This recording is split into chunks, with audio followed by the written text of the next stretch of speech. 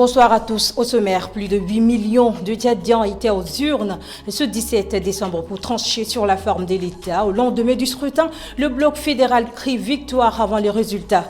De l'autre côté, les observateurs panafricains des élections estiment que le scrutin s'est déroulé dans le calme. Détail sur.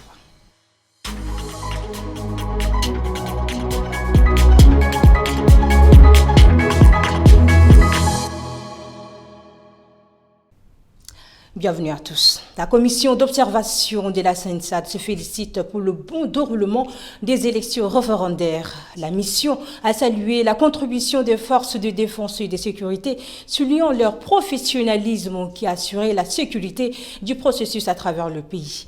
Des précisions de Aimé Dolinassou et Clios Boyou. Ils étaient une dizaine d'observateurs de la communauté des États sahélo-sahéliens en abrégé SUNSAD à être sur le terrain. Leur mission est d'observer en toute neutralité le déroulement du scrutin référendaire sur la forme de l'État. Au lendemain de ce travail, ils estiment que le vote s'est déroulé dans de bonnes conditions et formulent ces recommandations au gouvernement tchadien de transition et autres organisations. La mission d'observation de la CENSAD formule les recommandations suivantes. À l'endroit du président de la République du Tchad, du gouvernement et des autres institutions, de continuer à privilégier le dialogue et la concertation pour trouver des solutions durables aux questions qui touchent la vie de la nation. Aux acteurs politiques, leaders d'opinion et membres de la société civile du Tchad, de s'inscrire et agir pour la promotion des valeurs et principes de la démocratie, continuer à respecter la Constitution et l'ordre républicain, à la communauté internationale, aux partenaires techniques et financiers du Tchad, de continuer à soutenir le Tchad dans ses efforts de renforcement de la démocratie et de l'état de droit à travers des appuis multiformes, notamment au plan technique, matériel et financier. Ce 17 décembre, plus de 8 millions de Tchadiens étaient aux urnes pour choisir entre un État fédéral et unitaire. Un scrutin dont les résultats sont attendus ce 28 décembre. Je l'annonçais en titre, le bloc fédéral dit avoir relevé plusieurs irrégularités lors du vote référendaire des 16 et 17 décembre. Tout de même, il estime que les populations ont massivement rejeté la constitution proposée par le gouvernement. Au lendemain du référendum constitutionnel qui a conduit plus de 8 millions de Tchadiens aux urnes, le bloc fédéral, un regroupement d'une dizaine de partis politiques et d'organisations de la société civile, dénonce de vive voix des irrégularités lors de ce scrutin. Le manque et l'absence de bulletins de vote pour le non participent de cette volonté de fraude massive. Face à cette situation, la population des localités concernées est obligée de rentrer sans voter. Le scrutin, pour la plupart des bureaux de vote, s'est déroulé en plein air, c'est-à-dire sans isoloir. C'est qui est une entorse au principe de secret de vote. Ce secret de vote est par ailleurs violé par des instructions écrites de la hiérarchie qui obligeraient les militaires de la DGCI à voter oui, ainsi que les membres de leur famille. Malgré ces irrégularités, le bloc crie à la victoire avant les résultats prévus le 24 décembre. A noter que ce référendum s'est déroulé dans un climat morose. Il a été boycotté par un groupe de partis politiques. L'Observatoire panafricain des élections dénonce des agitations et appelle les parties prenantes à rester calmes en attendant les résultats provisoires des élections du 17 décembre. L'annonce est faite ce lundi lors d'un point de presse. Guéno Ndom Cynthia. La communication des résultats, tant provisoires que définitifs, par les instances nationales tchadiennes habilitées, le panel exhorte toutes les parties prenantes à rester légalistes en s'abstenant de toute communication et message parallèle.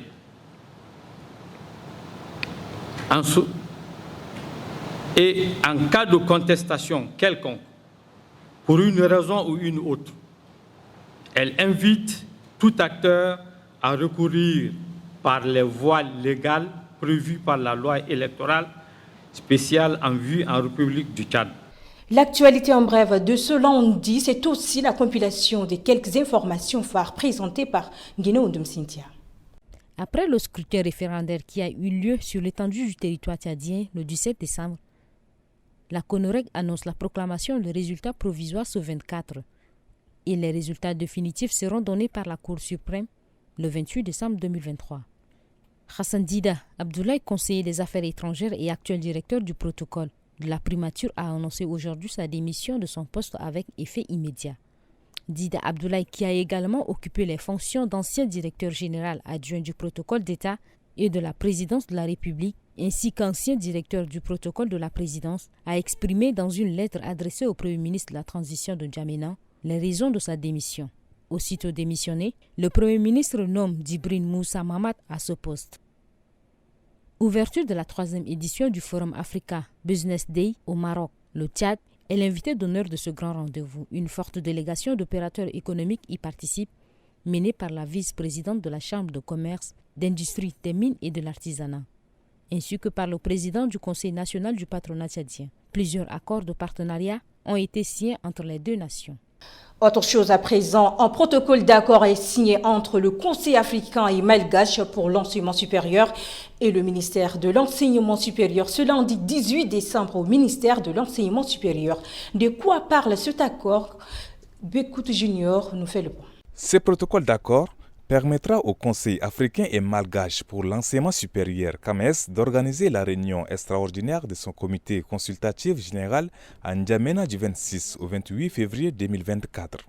Ce comité, il faut le signaler, est un organe scientifique et académique du CAMES qui regroupe les recteurs, les présidents d'université ainsi que les directeurs généraux pour la recherche de 19 pays membres du CAMES. Le secrétaire général du CAMES décline son objectif. Ce protocole d'accord que nous allons signer aujourd'hui est relatif à l'organisation de la première réunion du comité consultatif général du CAMES, ici pour l'année 2024, ici en République du Tchad. Il faut savoir que le comité consultatif général du CAMES est l'instance académique et scientifique chargée d'accompagner notre institution commune, qui regroupe les représentants des recteurs et des présidents d'université, ainsi que les directeurs généraux pour la recherche des 19 pays membres de notre institution commune. Le Tchad, qui vient d'avoir pour la première fois des agrégés en sciences économiques et politiques, est fier de servir de cadre pour cette réunion d'importance capitale pour l'enseignement supérieur. Et son ministre de l'enseignement supérieur rassure. Le Tchad continuera à appuyer le CAMES, à participer aux activités de CAMES, et à faire de son mieux pour participer aussi financièrement aux activités de CAMES. C'est vrai que dans nos pays actuellement, il y a beaucoup de problèmes, indépendamment de nous, partout en Afrique de l'Ouest, en Afrique centrale. Mais le CAMES, c'est quand même un organisme inter-État qui est vital. Vital pour l'enseignement supérieur, vital pour la promotion des enseignants, etc. Et quelles que soient les difficultés annexes et par-ci par-là, nous continuerons à donc participer à ces activités. À savoir que compte tenu des difficultés de tout ordre, le Tchad n'a pas participé aux activités de CAMES depuis plusieurs années. Cette situation, Dr Tom Erdjimi promet l'arranger. L'École nationale de formation judiciaire et l'Université des sciences appliquées de Sant'Anna de Pisa forment du 18 au 21 décembre en démenant les magistrats sur les techniques de gestion des projets internationaux. Plus de détails avec Ndale Paul. Cette formation va permettre aux participants de comprendre la structure du cycle de gestion d'un projet, de mieux connaître les thématiques spécifiques telles que le travail en équipe, la gestion financière et administrative. La gestion des projets est un domaine qui est très peu maîtrisé au Tchad, sachant que les magistrats sont jaloux de leur statut et mission, Ce renforcement de compétences leur permettrait de dérouler par eux-mêmes un certain nombre de programmes et de les mettre en œuvre dans un contexte de réforme grandeur nature au sein du ministère de la Justice, indique Senoussi Mohamed Ali, directeur général de l'École nationale de formation judiciaire. Ce partenariat entre l'université italienne et l'École nationale de formation judiciaire est une étape significative vers la promotion de la collaboration internationale et le développement durable, croit Maria Lucia Bangalia, sa représentante. Avec l'appui financier de l'État italien, informe-t-elle, des autres formations de ce type vont être organisées en 2024. Cet atelier réunit des magistrats d'Njamena et ceux de quelques provinces. Le programme de soutien à la mission de l'Union africaine auprès de la force multinationale mixte vient en aide à la population de Koukawa, dans le bassin du lac Tchad, à travers la rénovation des centres de santé et d'une école. Plus de détails avec Mamad Kabo et Aimé Dolinasso. Par ces gestes, l'officier des liaisons humanitaires du programme de soutien à la mission de l'Union africaine auprès de la force multinationale mixte remet officiellement les clés du centre de santé. Objectif, permettre à la population de Koukawa d'accéder aux soins de qualité. Même geste aussi à Dépa d'ici, où elle a remis les clés d'une école rénovée. Selon elle, l'inauguration de ces projets s'inscrivent dans le cadre de la stabilité de la région du bassin du lac Tchad et d'assistance aux communautés impactées par les activités néfastes des terroristes. Pour cette année 2023, le secteur 1 a bénéficié de fournitures de forage dans le département de Yili Alifa, rénovation du bloc de classe et fourniture de matériel pédagogique dans le département de Mada de Ouaza. Il convient de noter que ces projets CIMIC pour la FMM sont des moyens de gagner les esprits et les cœurs de la population locale qui a perdu ses moyens de subsistance à cause de l'insurrection de Boko Haram. Nous voulons saisir cette opportunité pour appeler la population à toujours considérer les forces militaires de leur localité comme leurs amis, tout en travaillant pour leurs propres bénéfices. La téléphonie mobile Airtel Tchad a procédé ce 14 décembre au lancement officiel de la promotion dénommée Choukran. Comment y participer? Ngeno Ndoum Cynthia et Yves Dangourbe nous donnent plus de détails. C'est lancé. La promo Choukran de Airtel Tchad. Cette téléphonie mobile répandue dans tout le Tchad initie chaque année cette promotion à ses clients à l'approche des fêtes de fin d'année. Ce, pour la raison suivante. Cette promotion de fin d'année, dénommée Choukran, est une façon pour nous de vous dire merci. Merci pour cette fidélité et cette confiance que vous nous avez démontré depuis des années et ainsi, très humblement, nous vous disons encore Choukran. C'est grâce à vous que nous sommes toujours ce numéro. Voilà. Et pour ceci, je vous dis encore merci de votre support et nous n'allons jamais cesser de continuer d'améliorer et d'apporter des innovations technologiques et surtout à des prix imbattables. Et pour participer à cette promo, il faut que vous avez une SIM prépayée Airtel, vous êtes déjà éligible depuis minuit. Si vous avez déjà commencé à faire des achats pour vos appels et pour vous connecter, vous avez déjà accumulé des points qui vous permettront tout simplement à les échanger contre des produits.